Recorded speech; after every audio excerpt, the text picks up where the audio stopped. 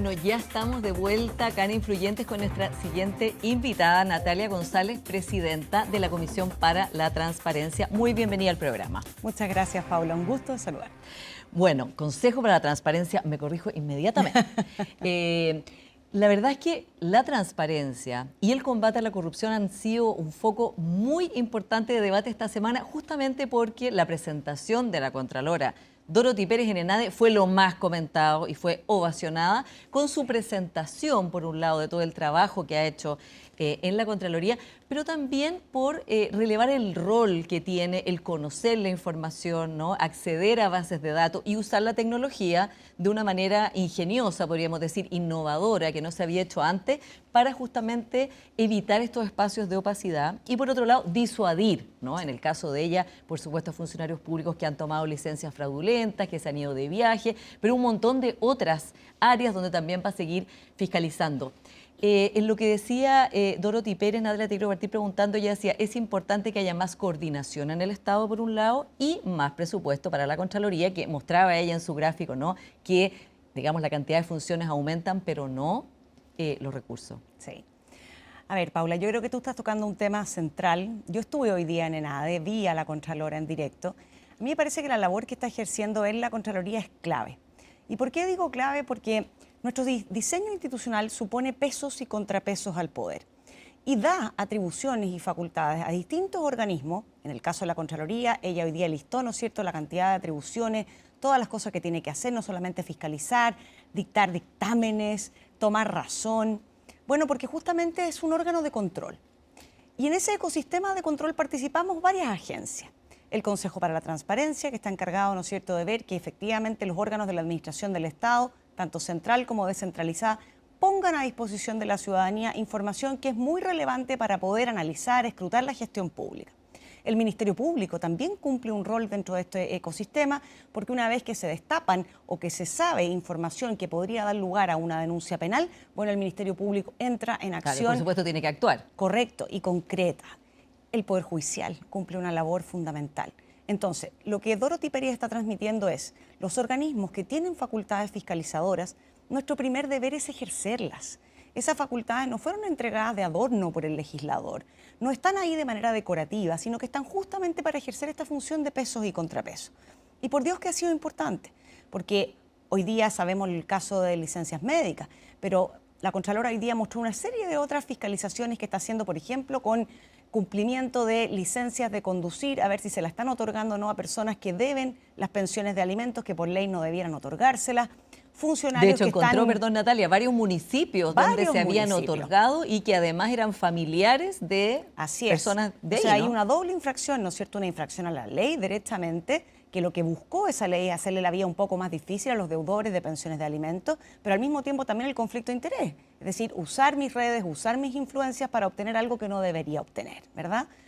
Entonces, eso de ejercer las atribuciones, en el caso del Consejo para la Transparencia, de disponibilizar a la academia, a los centros de estudio, a las personas en general, a la prensa, información que es muy valiosa y que puede ser la primera hebra, ¿no es cierto?, de la investigación de un caso mayor, y por eso es que hablo de ecosistema.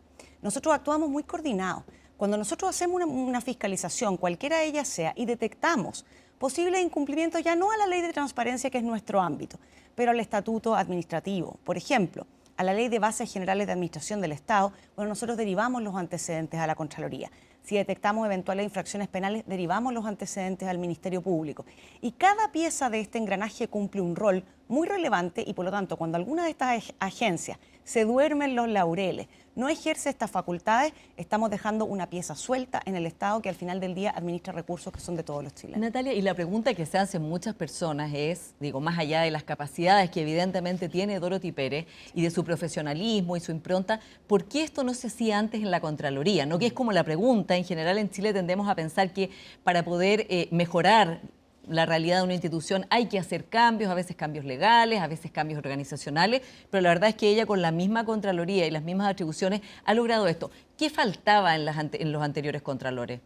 Mira, yo pienso que en todas las instituciones el rol que se imprime desde el liderazgo de quien está ejerciendo la función mayor en ese servicio, en este caso, en este organismo, en la Contraloría, le imprime un sello, una impronta al servicio que es demasiado relevante.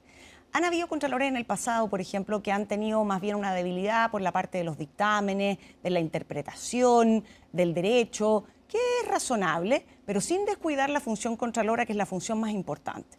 La Contralora ahora llega con otro sello y ella fue muy sincera. Yo recuerdo cuando fue al Congreso, cuando estaba su nombre, el presidente propuso el nombre de la Contralora y fue al Senado, ¿no es cierto?, a decir qué es lo que ella iba a hacer.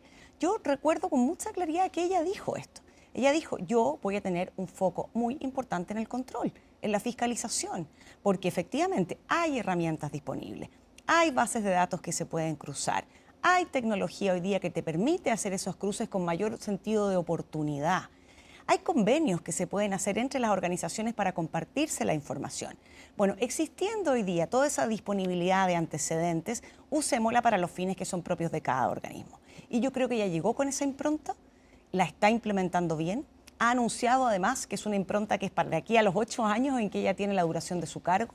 Y eso es muy positivo porque, por ejemplo, cuando ella descubre todo este fraude con las licencias médicas y ella dice, yo voy a hacer esta fiscalización de manera periódica, es decir, la voy a repetir todos los años, de inmediato se produce lo que tú bien decías, Paula, que es este desincentivo. Exactamente, ¿no? y se mostró la curva, ¿no? Cómo cayeron las licencias médicas. Ella mostró hoy día la curva y cuando uno anuncia como autoridad que todos los años va a repetir un ejercicio fiscalizador que tiene un impacto, esa curva yo te aseguro que va a seguir cayendo.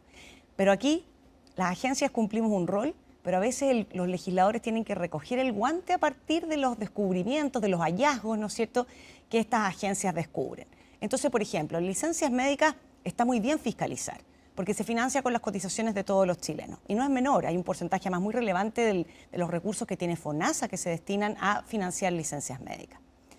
Pero si al mismo tiempo no cambiamos o no revisamos si es que el sistema tiene incentivos perversos para incumplir la legislación, nos vamos a quedar siempre con una patita coja. Entonces yo creo que aquí hay que meter al ecosistema a los colegisladores, al presidente de la República, al Congreso Nacional. El ministro Marcel, antes de irse, dejó ingresado un proyecto de ley que justamente hacía ajustes en las licencias médicas aplicables a los funcionarios públicos. ¿Es un proyecto complejo? Sí. Hay que tener convicción para ir a dar la pelea sí, al porque Congreso. se van a oponer, evidentemente. Hoy día reciben toda, digamos, se les toda la devuelve toda la remuneración desde el día completa. 1, ¿no es cierto? Entonces, ¿te va a costar dar esas peleas? Sí.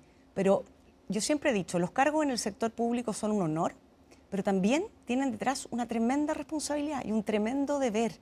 No es solamente el privilegio de detentar ese cargo, de que las personas te conozcan, de ser invitado a seminarios, a programas tan importantes como este.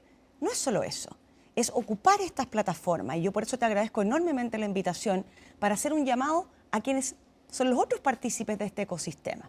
Y por ejemplo, yo te voy a poner un ejemplo bien autoadjudicado al Consejo para la Transparencia. Nosotros hace poquito hicimos una fiscalización de los recursos de la ley del royalty. Y resulta que lo que arrojó esa fiscalización fue que el 60% de los municipios no estaba informando en qué se estaba gastando los recursos que recibió de estos fondos que se crearon con la ley del royalty. Claro, y que es unos recursos muy importantes por muy lo demás. importantes, son más de 90.000 millones de pesos, este año van a ser más de 200.000 y justamente se están entregando a municipios que sufren las externalidades negativas de la actividad minera, que tiene muchas externalidades positivas también, y al Fondo de Equidad Territorial para repartir a los municipios que menos recursos reciben. Bueno, con mayor razón, ¿no es cierto? Si se legisló para justamente mejorar la realidad de las personas que viven en las distintas comunas, yo, si soy habitante de una comuna, quiero saber qué está haciendo el municipio con esos recursos. Bueno, y vamos a hablar también, además de los municipios donde hay más opacidad Mucho en varios más temas, opacidad. ¿no? Así Natalia, es. para cerrar el tema de la participación de Dorothy Pérez, que seguro que va a dar que hablar los siguientes días, ¿no? Porque fue muy notorio, además habló antes de los candidatos presidenciales, entonces fijó como un piso muy exigente, podríamos decir, para los demás.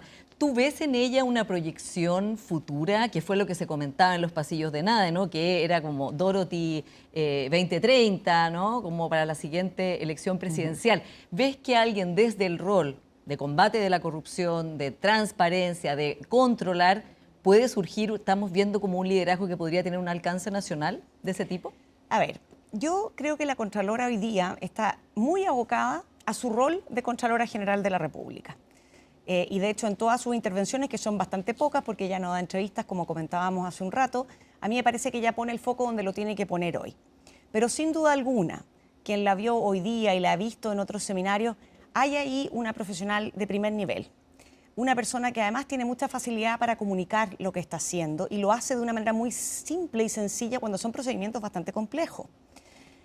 Ella fiscaliza a una cantidad de organismos del Estado enorme. O sea, cuando hoy día ella mostraba una playa con arena y ella decía, a mí me toca ver cada uno de estos granos de arena, es así de cierto. Entonces, yo sí creo que es una persona que tiene proyección en lo público de todas maneras. No sé si en el ámbito político, a mí me encantaría, para serte sincera, ver que en la política se llene de personas, como bien decía el lema hoy día de NADE, que pasan de la palabra a la acción y que son hacedores. La política tiene una cuestión de relato muy importante porque va construyendo una realidad, va de alguna manera formando el pensamiento de la sociedad o lo va orientando, pero si tú a eso no le acompañas una gestión, una acción que sea coherente con ese relato, se va perdiendo la credibilidad y la confianza. Exactamente. Y ella tiene una semilla que sin duda alguna va a dar que hablar en el futuro. Sí. Ahora, vamos a uno de los temas, estamos en un año electoral, así que es un año complicado en todas estas materias en particular. Un tema que ha sido, Natalia, permanente en los últimos días ha sido el tema de los funcionarios públicos. Algo que también habló Dorothy Pérez, resaltando el rol de los funcionarios públicos y haciendo, podríamos decir, poniendo en valor el trabajo que hacen. Le agradeció a cada una de las personas que trabajan para que nosotros podamos hacer nuestro trabajo y dormir tranquilos, ¿no? Pero está esta idea de que sobran funcionarios públicos, que este gobierno contrató 100.000 más, que no hay certeza en las cifras de esa contratación y por último la famosa columna de Cristian Valenzuela de los parásitos, que también ha sido tema. Vamos por parte. ¿Hay certeza en Chile de cuántos funcionarios públicos fueron contratados por este gobierno en estos 4 años? A ver, yo te diría que lo primero ahí es que es muy complejo acceder... Claro, porque el estudio lo hicieron ustedes también, sí, ¿no? Es muy complejo acceder a la información. ¿Y por qué? Porque aquí tú tienes distintos registros. Tienes a la Dirección de Presupuesto, que lleva una suerte de informe estadístico de recursos humanos en el Estado, que se alimenta de autorreportes que le hacen los distintos organismos, ya sea de la Administración Central o local, que le va reportando cuántos funcionarios tiene contratados. Por otra parte, la Contraloría lleva un registro también, que es el CINIM. El CINIM es un registro bastante más completo de la realidad municipal, no solamente la cantidad de funcionarios, pero también lleva un conteo de los funcionarios municipales. Luego está el Consejo para la Transparencia, ¿no es cierto?, que a través del portal de transparencia, porque la ley de transparencia dice cada uno de estos organismos tiene que publicar cuántos funcionarios tiene contratados, cuánto les paga, bajo qué modalidad de contratación, contrata, planta, honorarios, código del trabajo. Entonces, nosotros ahí tenemos una base de datos en el portal. ¿Debilidades de esa base de datos? Sí. ¿Por qué? Porque lamentablemente, y ese es un tema que nosotros también estamos empujando hoy día a nivel legislativo, que se perfeccione nuestra ley, hay varios organismos del Estado que no forman parte en su totalidad de las obligaciones de transparencia. Entonces, por ejemplo, todos los organismos autónomos constitucionales tienen una relación con la ley de transparencia más menguada. Publican cierta información y otra no están obligados a publicar. ¿Y no todos sus empleados, por ejemplo? No todos sus empleados, por ejemplo. Luego tienes una cantidad de funcionarios públicos que es reservada porque prestan servicios justamente en la PDI, en Carabineros, en las Fuerzas Armadas. Entonces, conocer por completo esas dotaciones, sobre todo las plantas, es bien estratégico eventualmente para o el crimen organizado o para otros países en un caso de guerra, ¿no es cierto? Entonces hay información que está ahí legítimamente reservada. ¿Qué es lo que contabilizamos nosotros? Administración central, es decir, ministerios, subsecretarías, servicios públicos que deben cumplir la función administrativa, seremis, delegaciones presidenciales y también municipios, ¿ya? También la función descentralizada del Estado. Y ahí hay un registro bien relevante y nosotros empezamos el año pasado, porque esas bases de datos están. El portal de transparencia está disponible desde hace más ya, desde el 2013 en adelante, pero nosotros fuimos a mirar qué datos nos arrojaba este portal de transparencia. Sí, porque esa es la pregunta. De este número de 100.000, lo que sabemos, e incluido el informe que hicieron ustedes, es que hay una parte importante que son de municipios, que no son del gobierno central, por lo tanto, no son digamos, de este gobierno. Otra parte que son los que se han traspasado a los SLEP, ¿no? Que, sí, recordemos, por el cambio de la ley, es gente que trabajaba en los colegios, en los jardines, en el municipio y que tiene que ser traspasado al Servicio Local de Educación, sí, un organismo del Ejecutivo. Y luego había también un número importante de nuevas contrataciones en el área de salud y sacado todo eso, el número es como un poco más de 7.000 o 7.500 nuevas contrataciones de este gobierno. ¿Eso es así? Mira, a nosotros nos dan cifras algo diferentes. Nosotros, como te decía, comenzamos a hacer esto el año anterior, por lo tanto no tenemos un registro de qué es lo que pasó desde el comienzo del gobierno. A nosotros lo que sí nos va dando, y es una tendencia que se contrasta muy bien con la de la DIPRES, es que efectivamente en la administración central, es decir, ministerio, subsecretaría, etcétera, la tendencia a la contratación es al alza, ¿ya? Por lo menos desde el año 2018 lo que vemos es un alza en la contratación de funcionarios públicos. No así en los municipios, que año a año va variando, ¿ya?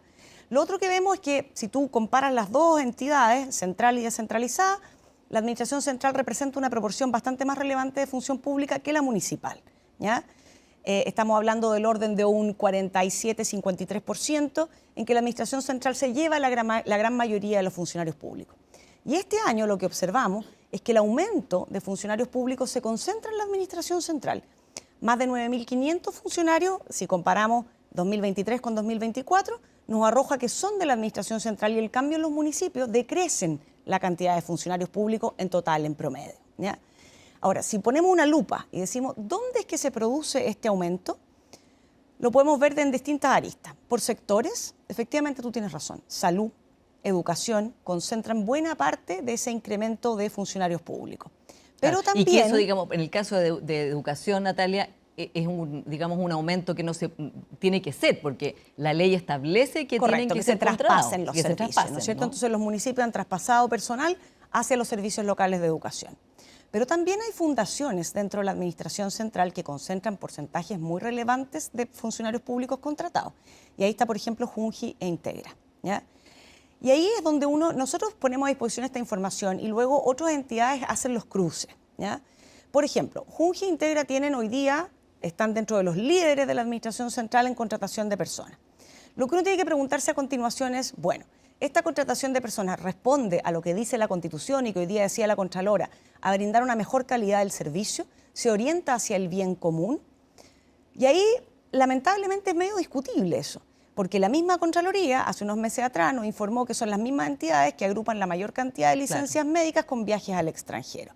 Entonces uno dice, bueno, puede ser razonable, licencias médicas contrato a alguien más, porque estaba con licencia médica, pero cuando la licencia médica es verdadera, no cuando es fraudulenta. Porque si es fraudulenta, entonces tú estás contratando a alguien más utilizando recursos públicos que podrían bien destinarse a una función más urgente, ¿no es cierto? Entonces, ahí hay yo te diría, un primer gran bolsón, ¿ya? Educación, salud y estas fundaciones que hay que mirar. Luego, lo otro llamativo es que lo que aumenta explosivamente de un año a otro, y esa tendencia también se va notando, son los empleos a contrata, ¿ya? En general, para la gente que nos está escuchando, el Estatuto Administrativo dispone planta, que es estos que tienen el carácter más inamovible, ¿no es cierto? Ya. Las contratas, que se supone que, como dice el estatuto, son transitorias, ¿ya? A ti te contratan, se supone, año a año, te van renovando esas contrataciones, pero han habido dictámenes de las autoridades anteriores, ¿no es cierto?, que han ido diciendo esto no es tan transitorio, no es tan temporal, y resulta que se genera una confianza legítima que el ex contralor estimó en un periodo más corto. La contralora actual, de hecho, una de sus primeras gestiones fue reinterpretar esto y decir, no, la confianza legítima es una cuestión disputada, corresponde a los tribunales determinarla y no debiera ser 5 años, sino que un periodo más corto, y efectivamente hoy día se está entendiendo que es un periodo menor. Sí. Entonces, ¿qué es lo que uno, digamos, disponibiliza?